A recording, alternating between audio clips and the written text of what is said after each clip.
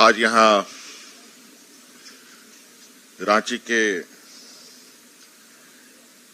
TRI सभागार में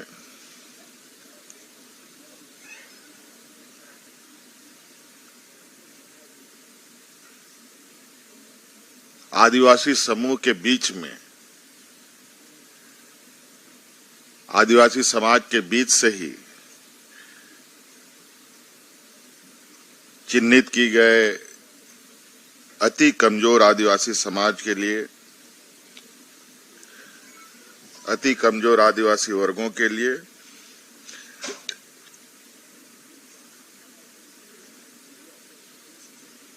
युवाओं के लिए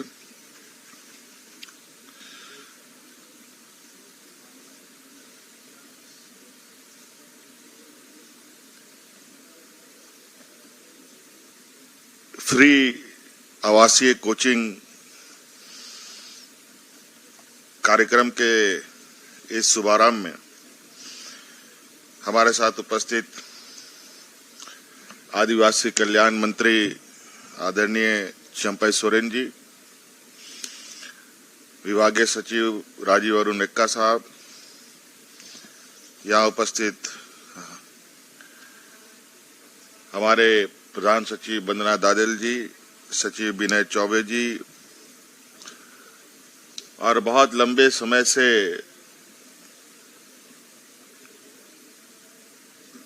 आदिवासियों के बीच में काम करने वाले टीआरआई के निर्देशक रणेंद्र कुमार जी और इन सब से विशेष यहाँ उपस्थित अति कमजोर आदिवासी समाज के वर्गों से आने वाले हमारे युवाओं, आप सबका इस कार्यक्रम में उपस्थित होने के लिए, शामिल होने के लिए, अपनी सहभागिता सुनिश्चित करने के लिए बहुत बहुत आभार प्रकट करते हुए आप सबको जोहार करता हूं।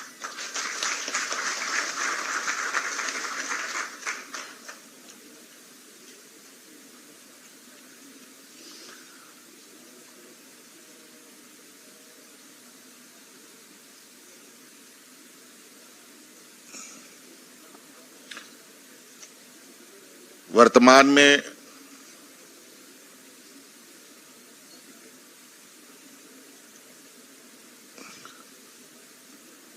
जो आपकी सरकार है झारखंड में, बड़ा अजीब अजीब काम कर रही है। लोगों को समझ में नहीं आता होगा ये कर क्या रहा है, इससे क्या फायदा होना है, इससे क्या निकलने जाने वाला है। कुछ लोगों के बयानों को मैं जब सुनता हूं अखबार के पन्नों पर, सोशल मीडिया पर, तो बड़ा आश्चर्य होता है।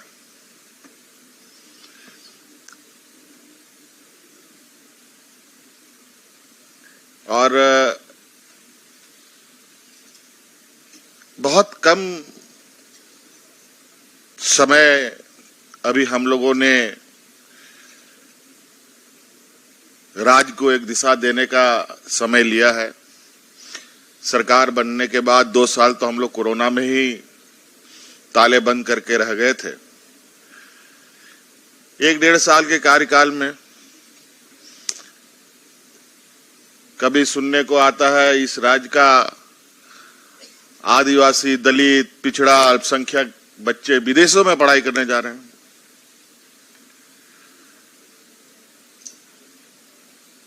कभी पता चलता है कि यहां स्कूल ऑफ एक्सेलेंसी स्टार्ट हो गया है। कभी पता चलता है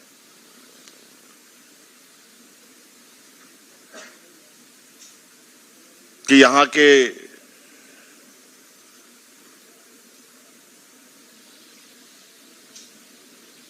हड़िया दारू से जुड़ी हुई महिलाएं वैकल्पिक रोजगार की ओर तेजी से मुड़ रही हैं।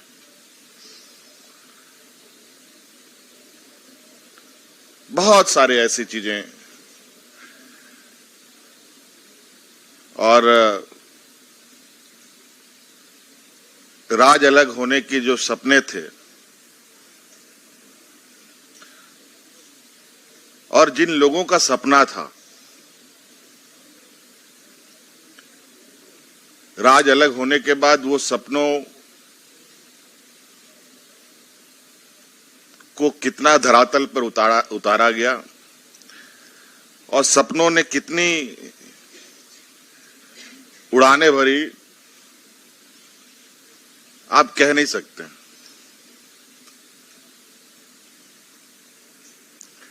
लेकिन अभी वर्तमान समय में आप बहुत सारे ऐसे चहलकदमी आप देखेंगे जहां इस राज्य में, जहां पर आदिवासियों की बहुलता है, कई ऐसी गतिविधियां हो रही हैं। अभी तो हाल फिलहाल में ही हम लोगों ने आदिवासी महोत्सव संपन्न किया है और टीआरआई में तो उसका कंटिन्यूएंसी अभी तक चल रहा था चित्रकला के माध्यम से। आज इस राज्य में पूरे देश के आदिवासी समूह के लोग एकत्रित हो रहे हैं।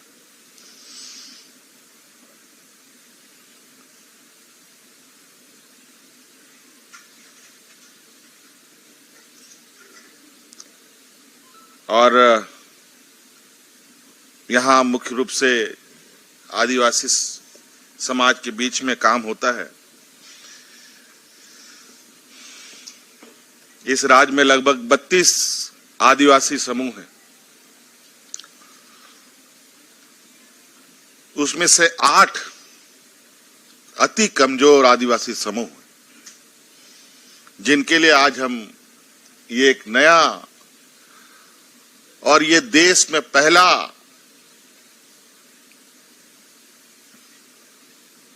योजना शुभारंभ हो रहा है।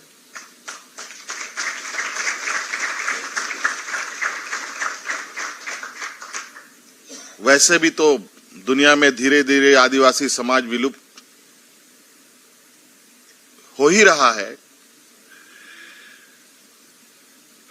और अगर यूं ही हाथ पे हाथ धरे रहे, अभी तो आदिम जनजाति की वो अभी सीधे मुहाने पर हैं, उसके बाद बाकी आदिवासी समाज भी आ जाएगा। धीरे धीरे 32 जितने समूह हैं वो भी सब खत्म हो जाएंगे और पूरे देश में 750 के लगभग आदिवासी समूह हैं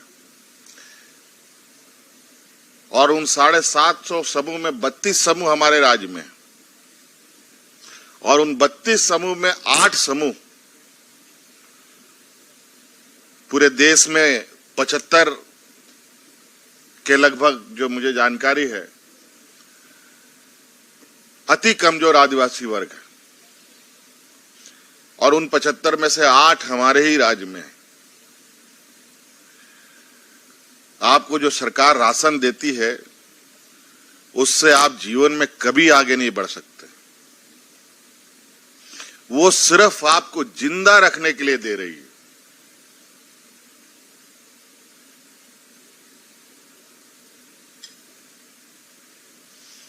नाप तौल कर वो राशन है। उस राशन से ना आप स्वरोजगार पैदा कर सकते हैं, उस राशन से ना आप पढ़ाई लिखाई कर सकते हैं, ना आप आगे बढ़ सकते हैं।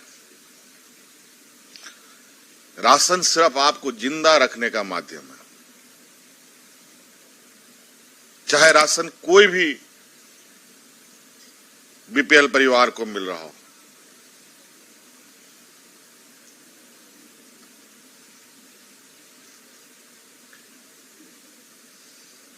सरकार का काम सिर्फ राशन देने भर तक की जिम्मेवारी खत्म नहीं होती है। सरकार की जिम्मेवारी उन संवेदनशील विषयों के प्रति भी अपना ध्यान लगाना आवश्यक होता है जहां लोग पिछड़ रहे हों, आगे नहीं बढ़ पा रहे हों। किसी ने सपना में सोचा था कि यहां का आदिवासी का बच्चा विदेश में पढ़ने जाएगा, दलित का बच्चा जाएगा, पिछड़े के बच्चे जाएंगे, अल्पसंख्यक के बच्चे जाएंगे।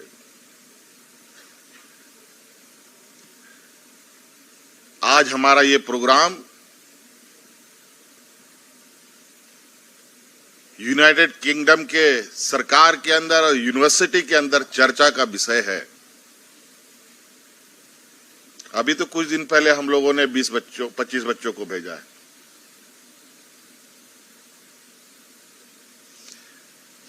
कहीं ना कहीं एक जिम्मेवार नागरिक, एक जिम्मेवार सरकार की यह दायित्व बनती है कि इन वर्गों को आगे आने के लिए हर रास्ते खोले जाएं, हर सहयोग उनको उपलब्ध कराया जाए।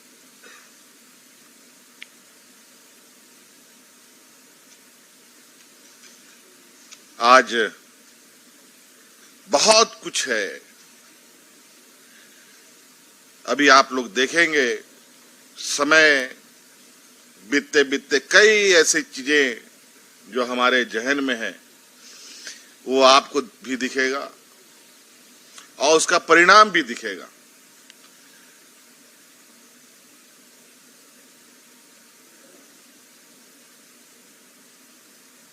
क्योंकि जिस तरीके से आज कंपटीशन का दौर है, जिस तरीके से समय का परिवर्तन जिस गति से हो रहा है, इस दौर में कहीं न कहीं इस आदिवासी समाज के लोगों को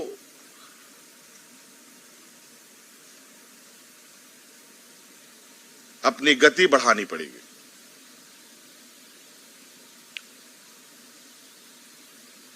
मैं भी एक आदिवासी समाज का एक नौजवान हूं।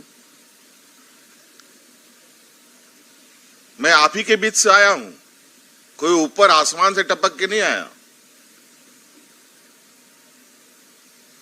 लेकिन हमने अपनी गति को बनाए रखा और आज आपके सामने खड़ा हूं और एक दुनिया के सामने भी खड़ा हूं कि एक आदिवासी समाज का एक नौजवान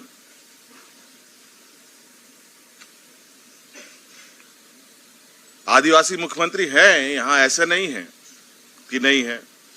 जैसे पहाड़ी इलाका हमारा जो नॉर्थ ईस्ट वगैरह है, जहां 90% 80% लोग आदिवासी समाज के हैं, उधर हैं। लेकिन इस बाकी इलाकों में से पहले मैं समझता हूं कि एक आपको आदिवासी समाज का एक नौजवान मुख्यमंत्री के रूप में दिखेगा। लेकिन हम लोग का जो काम धाम है वो बड़ा ही विचित्र है। हम लोग कुछ राजनीतिक दल से भी जुड़े हैं। इसके लिए कई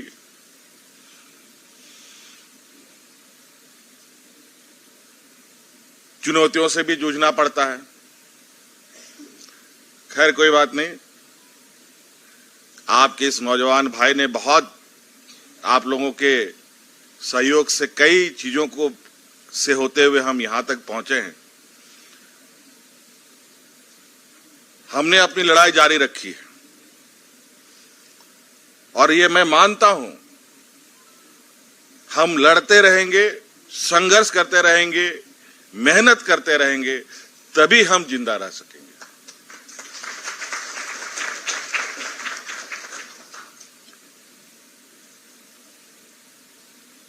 इसीलिए आज हमारे राज्य में जो 8 अति कमजोर आदिवासी वर्ग के बच्चे हैं, जिन लोगों ने सरकार के द्वारा निकाली गई इस प्रोग्राम में अपना सहभागिता निभाई है। हालांकि आवेदन तो लगभग 400 के लगभग आवेदन पड़े थे, लेकिन कई स्क्रूटनी होने के बाद लगभग 156 बच्चों ने इसमें सफलता पाई है। और जो असफल हुए हैं, मैं उनसे भी आग्रह करना चाहूंगा इस मंच से, आपको निराशा होने की आवश्यकता नहीं है। अब पुनः तैयारी कीजिए। मेरी शुभकामनाएं हैं कि आप जरूर हमारे इस प्रोग्राम में का हिस्सा बन सकते हैं। तो जो लोग चयन हुए हैं, आइए बताइए, इस राज्य में एक हमारे समाज है, अति कमजोर आदिवासी समाज, ब्रिजिया समुदाय के छात्र छात्राएं। जरा हाथ उठाइए, कितना है ब्रिजिया समाज के बच्चे यहाँ पर? 1 2 3 4 5 6 7 8 10 12 20 22 लग रहे हैं। बहुत अच्छी बात है और कितनी खुशी की बात है।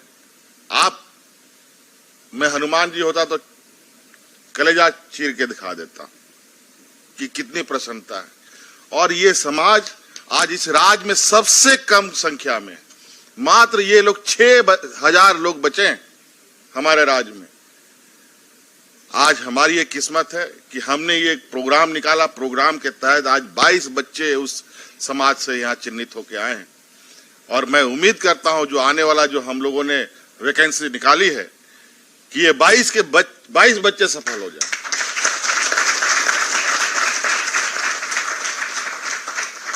फिर हम देखते हैं कि ये 6000 कैसे बचेंगे। निश्चित रूप से इनमें बढ़ोतरी होगी। ऐसे कई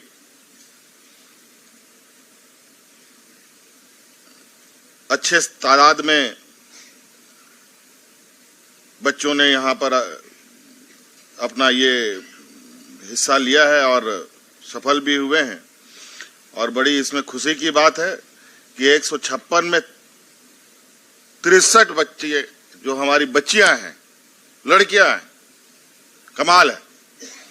मतलब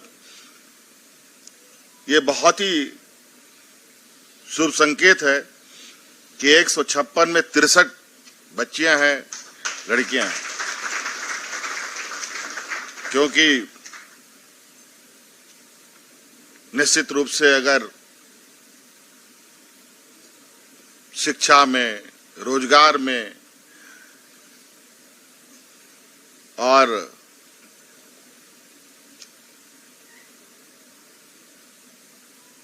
मानसिक विकास में अगर महिलाएं मजबूत होती हैं तो आने वाली नस्लें भी मजबूत होती। मैं उम्मीद करता हूं कि अभी आप सब लोग ईमानदारी से मेहनत करके इस कोचिंग का लाभ लें। मैं बीच में फिर आपके इस लगभग 4 महीने 5 महीने का ये आपका कोचिंग होना है यहाँ पर। अभी इसके लिए मैं प्रयास करूंगा एक दिन और मैं आपके साथ आपके बीच में आऊं कि ये चीजें फिलहाल कैसे चल रही हैं। आप लोग मन लगा के अपने इस चुनौती को सफलतापूर्वक पार कीजिए। आपकी चिंता अब सरकार करेगी, पूरी जिम्मेदारी के साथ करेगी।